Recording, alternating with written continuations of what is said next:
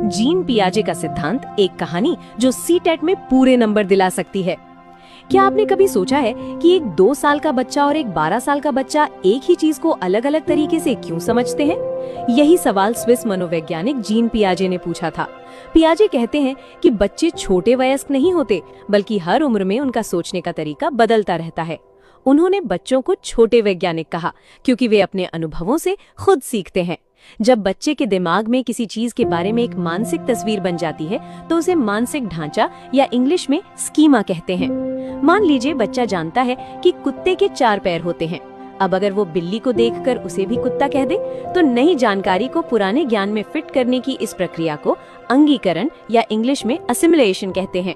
लेकिन जब उसे समझ आता है कि बिल्ली और कुत्ता अलग अलग जानवर हैं और उसे अपना पुराना ज्ञान बदलना पड़ता है तो इसे समायोजन या इंग्लिश में अकोमोडेशन कहते हैं।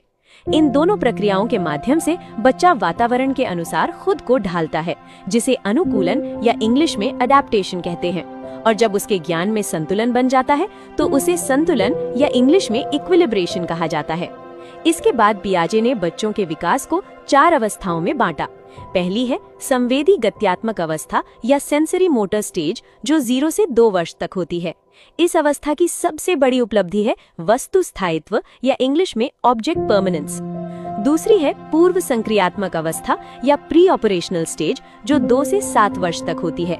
यहाँ बच्चा कल्पनाएं करता है और तेजी से भाषा सीखता है। वो लकड़ी की छड़ी को घोड़ा समझ सकता है, जिसे प्रतीकात्मक चिंतन या सिंबॉलिक थिंकिंग कहते हैं। इसी अवस्था में बच्चा अहं केंद्रता दिखाता है, यानी उसे लगता है कि दुनिया वही देख रही है जो वो देख रहा है। साथ ही वो केंद्रीकरण यानी सेंट्रेशन करता है, यानी केवल एक विशेषता पर ध्यान देता है। तीसरी है मूर्त संक्रियात्मक अवस्था या कॉन्क्रीट ऑपरेशनल स्टेज, जो 7 से 11 वर्ष तक होती है। अब बच्चा तर्क करना शुरू करता है। वो समझ जाता है कि गिलास का आकार बदलने से पानी की मात्रा नहीं बदलती। इसे संरक्षण या इंग्लिश में कंजर्वेशन कहते हैं। वो वस्तुओं को समूहों में बांटना सीखता है, जिसे क्लासिफिकेशन कहते हैं। चीजों को क्रम में लगाना क्रमबद्धता कहलाता है और किसी क्रिया को उल्टा समझना पुनर्वर्तनीयता कहलाता है।